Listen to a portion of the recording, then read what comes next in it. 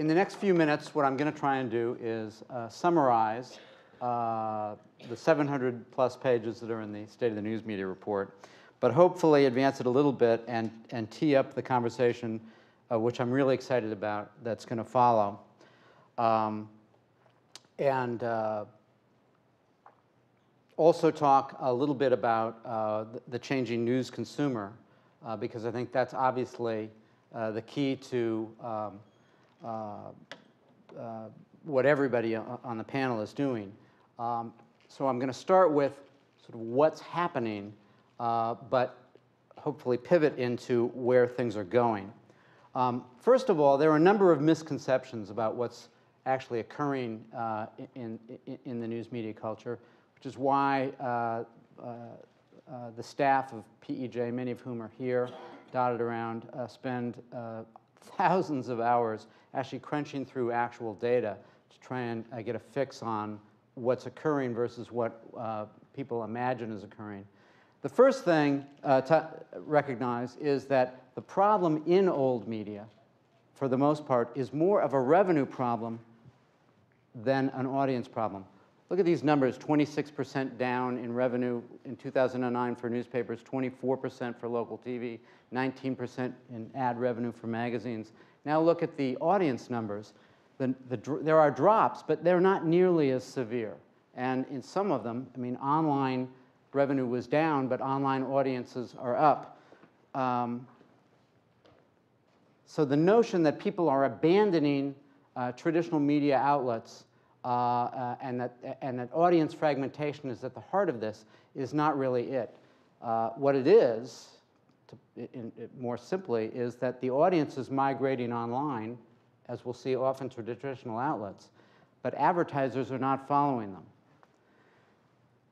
We could spend a lot of time talking about why online advertising isn't working, but we'll gloss over that now. The scale of the losses in old media are enormous. We estimate in the report 1.6 billion lost in newspapers in annual capacity, annual budget, just in newsrooms. 300 million plus probably in network. Now there's an enormous amount of excitement in new media and new media experiments, in community media, in the efforts that are being funded by the Knight initiatives on community media. But in scale, they don't come anywhere close to what we're seeing in the market collapse on the revenue side in traditional media. Consider that 1.6 billion lost in the annual news budgets of newspapers. Over 4 years, all the nonprofit contributions outside of public media amount to 141 million, and that was just newspapers.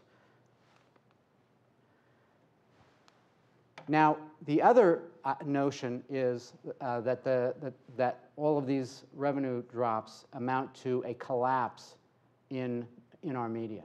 They don't. They amount to a transition in our media at the moment. The media aren't shrinking. The commentary and discussion aspect of our media culture is becoming more robust. I think of this often as the sort of after-action element of our media culture. This is after people have consumed the news and found out what happens, they want to talk about it. Now, this is obviously a critical dimension of what media is supposed to do. I mean, the original news began in coffee houses and public houses. Public house is a fancy name for a bar, where people would come, and often these coffee houses were near shipping docks. People would come and talk about what was going on in the town, or they would talk to people who came off the ships and find out what was going on far away in Europe or elsewhere.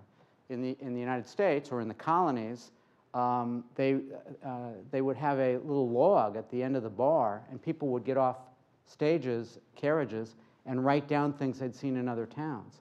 And you could go read the log, and it was a kind of early newspaper. And people would come and talk about it. So the idea that discussion is not an essential, fundamental part of journalism is wrong. It is.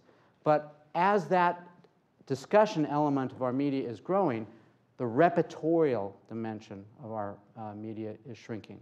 In a sense, we have a narrowing of focus in some ways because you have fewer reporters congregated around fewer stories. In some cases, you actually have more reporters, a paradox in which you actually have more outlets covering news.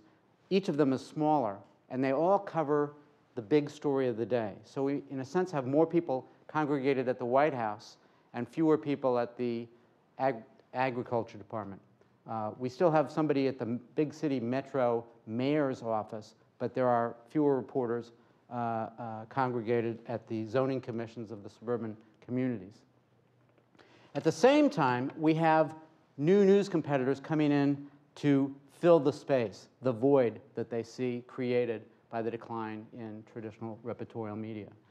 Just in the last year, we've seen a host of partisan groups.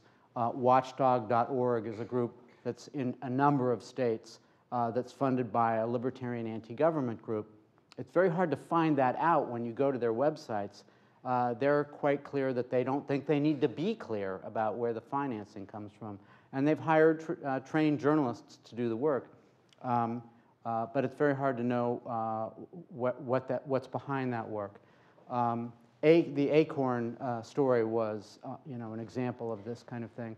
Fiscal Times, a news organization that's staffed by traditional journalists, but is funded by the Pete Peterson people who are anti-deficit, and the Washington Post has had trouble with this. You're going to see more and more of this occurring in the next couple of years, because these are groups that have a political interest in covering the news and controlling the discussion about the news in the areas they're interested in.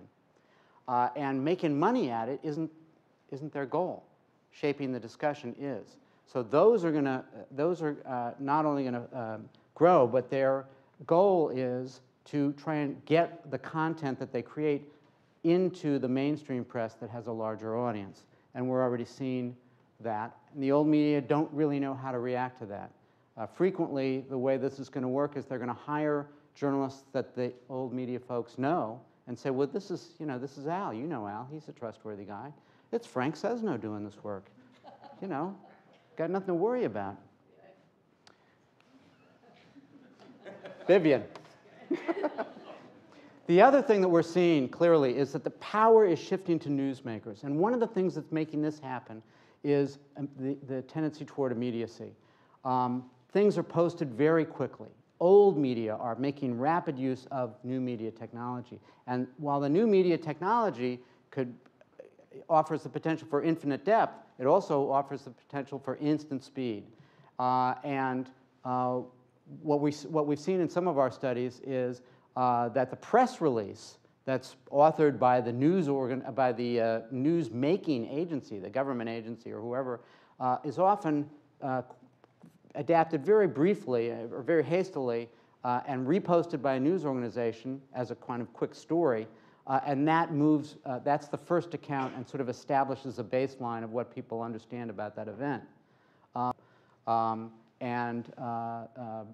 That, along with the ability of news makers to sort of play off an expanding group of outlets against each other, speed and proliferation are ceding more power to those who would make the news.